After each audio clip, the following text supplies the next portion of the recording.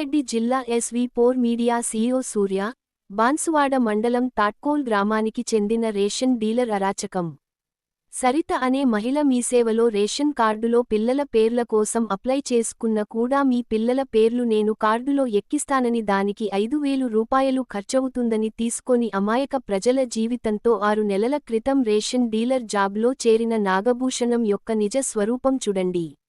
రాత్రి వేళల్లో ఇంటికి వచ్చి ఇష్టపూర్వకంగా భయభ్రాంతులకు గురి చేస్తూ హింసిస్తున్నాడని సదర్ మహిళా బాధను వ్యక్తం చేశారు. గ్రామసభలో అన్ని ఉచితంగా నాకు వస్తాయని ఆశ పెట్టించి చివరికి ఏం రాకుండా చేశారని ఆమె ఆవేదన వ్యక్తం చేశారు. మొదట్లో సబ్ కలెక్టర్ కిరణ్మయి మేడం చేతుల మీదుగా రేషన్ కార్డు స్లిప్పు తీసుకున్నాను, అయినా అది వర్తించదని రేషన్ డీలర్ భయపెట్టి డబ్బులు అడిగి భార్యాభర్తల వద్ద నుండి ఫోన్ పే ద్వారా 3,000 తీసుకొని మిగతా 2,000 చేతులతో తీసుకుని మొత్తం 5,000 రూపాయలు తీసుకువెళ్లాడు. తర్వాత రోజు అడిగితే నేను తీసుకోలేదు, ఏ దేవుని పైన కూడా ఎక్కి ఒట్టేస్తానని బుకాయింపు చేస్తున్నాడు. ఆ గ్రామంలో ఇలా చాలా మందిని భయపెట్టిస్తూ రేషన్ డీలర్ చేస్తున్న అరాచకం. ఇలాంటి రేషన్ డీలర్లపై ప్రభుత్వం తనిఖీ చేపట్టి తగిన శిక్ష వేయాలని గ్రామ ప్రజలు కోరుతున్నారు. ఇలాంటి రేషన్ డీలర్లపై ప్రభుత్వం ఎలా స్పందిస్తుందో వేచి చూడాలి. సేవలో అప్లికేషన్ పెట్టుకున్నాం సార్. మీ సేవలో 2 టైమ్స్ అప్లికేషన్ పెట్టుకున్న తర్వాత కూడా మా అత్తమ్మ మా మామయ్య దాంట్లో రేషన్ కార్డు మా ఇద్దరిదే ఉండే, పిల్లలది లేకుండే సార్, ఇద్దరిది. అయితే మేము పెట్టుకున్న తర్వాత కూడా మీకు రేషన్ కార్డు నేను చేపిస్తా వద్దే అంటూ మా దూడపు భూషణమే డీలర్గా ఇప్పుడు 6 మంత్స్ అట్లా అవుతుంది ఆయన ఎక్కి. ఆ తర్వాత ఆయన ఎక్కగానే మీకు రేషన్ కార్డు నేను చేపిస్తా వద్దే అని చెప్పేసి మా దగ్గర 5,000 తీసుకొని మాకు రేషన్ కార్డు నేను రెడ్డి సంఘంలో బాన్స్వాడలు ఇచ్చారు సార్. అయితే ఆ బాన్స్వాడలో నేను కిరణ్మయి మేడం చేతి మీదుగా నేను స్లిప్ అనేది అందుకున్నాను సార్. అందుకున్న తర్వాత కూడా అతను వచ్చి నా దగ్గర 5,000 ఫోన్ పే ద్వారా, మా ఆయన తుకారాం ఫోన్ పే ద్వారా 3,000 అందుకున్నాడు. 2,000 ఏమో నెట్ క్యాష్ ఇచ్చిన దాకా ఊరుకోలేదు సార్. అవి కూడా నేను 500 నెలకి వేసుకుంటామ్మా. అయితే ఆ 500 వేసుకున్న దాంట్లో 20 మందిని కలిసిన దాంట్లో 10,000 అవుతాయి. ఆ 10,000కెంచి 5,000 లేపి నేను ఆయన చేతికి అందించినాం సార్. అందరికి భయపెట్టిస్తున్నారు సార్. ఎందుకంటే చాలా మంది ఇచ్చారు మా గల్లీలో.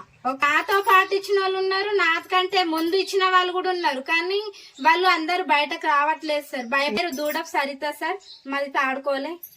అట్లా నేను కూడా ఈ టాపిక్ తీయకపోయేస్తాను దాన్ని. గ్రామ సభ మీటింగ్ అని చెప్పేసి గ్రామ సభలో నాకు అన్ని ఉచితం అంటే నాకు ఉచితం ఏది కూడా చెందలేదు అని చెప్పేసి ఈ టాపిక్ నేను తీసి బయటపడ్డాను సార్. ఏదైనా తప్పు ఉంటే క్షమించండి సార్, ఒప్పుకుంటా. కానీ తీసుకొని కూడా తీసుకోలేనని చెప్పేసి మొన్న నైట్ లా గ్రామ సభ మీటింగ్ అని పెట్టిన రోజు కూడా 9:30 తర్వాత మా ఇంటికి వచ్చి ఫోన్ వాయిస్ రికార్డింగ్ పెట్టుకొని చేతిలో పట్టుకొని వచ్చి మా ఇంట్లో మా ఆయన డ్రింక్ చేసిండు సార్. ఆయన ఆ తాగిన మత్తులో భూషణమే వచ్చిండు సార్. ఇంటికి వచ్చిండు, మళ్ళా ఇంట్లోకేంచి మా దగ్గర అన్ని రికార్డింగ్ చేసుకున్న తర్వాత ఈ సందులకేంచి ఆ రోడ్డుకు రావాలన్నా గానీ బయట గల్లీలు ఎవరన్నా నింటే కూడా పెద్ద ఇష్యూ ఉంటది. బయటకి ఇప్పుడు నెట్లు వెళ్ళాల వదిలే, నాకు ఇంత ఎందుకు చేస్తున్నావు వదిలే అని చెప్పేసి బయటకు వెళ్ళడానికి భయపడితే నేనేమన్నా నడు భూషణం నేను బండి ఎక్కిస్తాను నడు అని చెప్పేసి బయటకు మళ్ళీ వచ్చి బండి ఎక్కించి ఆయన వెళ్ళిపోయిన దాకా రోడ్డు మీద నిల్చొని సాగదోలు నేను ఇంట్లోకి పోయి అన్నం తిన్నాను సార్. ఆ రోజు నైట్ కూడా 11 గంటల దాకా మా ఇంట్లోనే ఉన్నాడు సార్ అతను. పూట సార్ అది కూడా మధ్యాహ్నమే నువ్వు 2 గంటల దాకా మీటింగ్ చర్చ నడిచింది. నువ్వు కాదుపోదంటే 5 వరకు దాకా ఛాయిస్ లేకుండా పోయిందా సార్. మా ఇంటికి ఆ రాత్రిలో వస్తే నేను వయసు పిల్లని ఉన్నాను సార్. ఎవరెవరు మా అత్త మా మామయ్య వాళ్ళు లేకపోతే నా మీద ఏ నిందలు పెడతారు సార్ చెప్పండి. ఇదంతా న్యాయమేనా సార్? మళ్ళీ డబ్బులు తీసుకున్నా గానీ నేను తీసుకోలేనని చెప్తున్నాడు. ఏ గుడి మీద కూడా ఎక్కుతాను అని అంటున్నాడు, రెడీగా ఉన్నా అంటున్నాడు. మరి అవన్నీ న్యాయం చేయాలని చెప్పేసి నేను ఆ రోజు కూడా సంగయ్య సార్ వాళ్ళు ఉన్నారు సార్, ఖలీల్ వాళ్ళు ఇచ్చిర్రు. గాని వాళ్ళు బయట మేము ముస్లిమ్స్ ఉన్నాము, దోస్తాన్ సర్కిల్, మళ్ళా మేము దోస్తాన్లం దూరం అవుతామని చెప్పేసి వాళ్ళు ఇవ్వడానికి భయపడుతున్నారు, బయటకు రావట్లేరు. దుబ్బల పండారి అని అతను ఉన్నాడు, ఇచ్చిండు.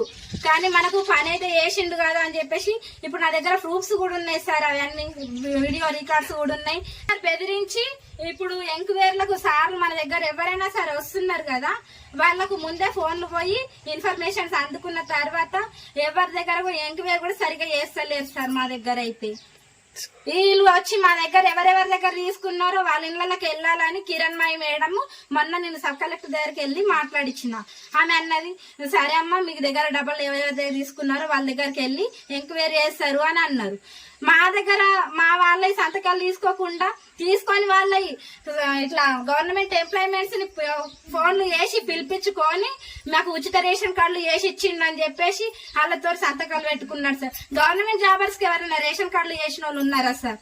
చిట్టి మోహన్ ఈ గంగారాం కొడుకు అనే అతను ఉన్నాడు, ఆయన కూడా గవర్నమెంట్ ఎంప్లాయీ.